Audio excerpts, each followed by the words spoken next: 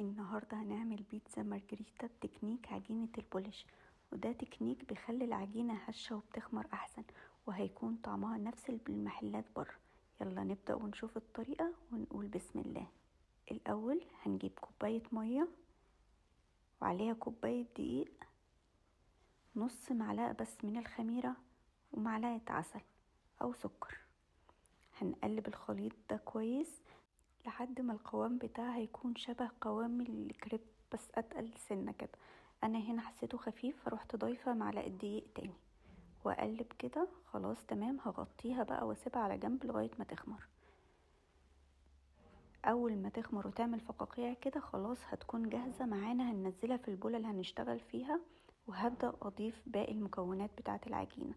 هنزل بالملح وعليهم كوبايتين دقيق ومعلقة زيت، وهبدأ اعجن. لسه مش هضيف مية دلوقتي، هعجن لغاية ما اشوف هتحتاج مية مني ولا لا. هنا هبدأ اضيف مية دافية وهعجن. هلم العجينة كويس. هنا انا بوريكي ان انا يا دوبك ما اخدتش غير ربع كوباية مية بس، وطبعا ممكن كل دقيق يختلف عن التاني. اخدتها على الرخامة، حطيت شوية زيت على الرخامة ونزلت عجنت فيها كويس قوي. حاولي بقى ما تزهقيش وتعجني فيها كويس لغاية ما تبقى معاكي عجينة طرية وملزقة كده حاجة بسيطة. خلاص كده هحط زيت في البولة اللي انا عجنت فيها، وهسيب العجينة واغطيها لغاية ما تخمر. مش هتاخد معاكي وقت كتير بسبب العجينة اللي احنا ضفناها في الاول. هلم العجينة كده وهنزل على الرخامة بدقيق وانزلها فوق الدقيق.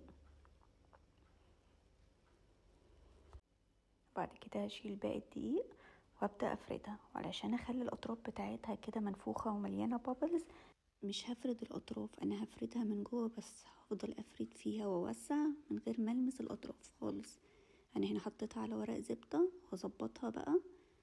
بعدين احطها على الصينية وابدأ بقى احط صوص البيتزا. عبارة عن معجون صلصة طماطم وطماطم مبشورة وعلى النار بمعلقة زيت لحد ما يتسبكوا، واضيف لهم بقى توم باودر وبصل باودر وجنزبيل باودر وزعتر وملح وخلاص. اهم حاجة اسيبها تبرد قبل ما احطها على العجينة طبعا.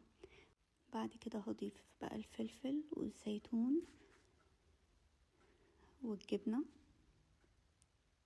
وبعدين انا هنا ضفت ورق نعناع مجفف، وخلاص هندخلها فرن سخن في الرف الوسط يكون شغال فوق وتحت ربع ساعة وخلاص هتبقى استوت معاكي. يلا جربوا الطريقة دي وقولولي رأيكم، هتحسوا قد ايه ان التكنيك ده فعلا بيغير العجينة تماما. لو عجبتكم الوصفة ما تنسوش اللايك والاشتراك، واستنوني في وصفات تانية احلى واحلى. وبالهنا والشفا.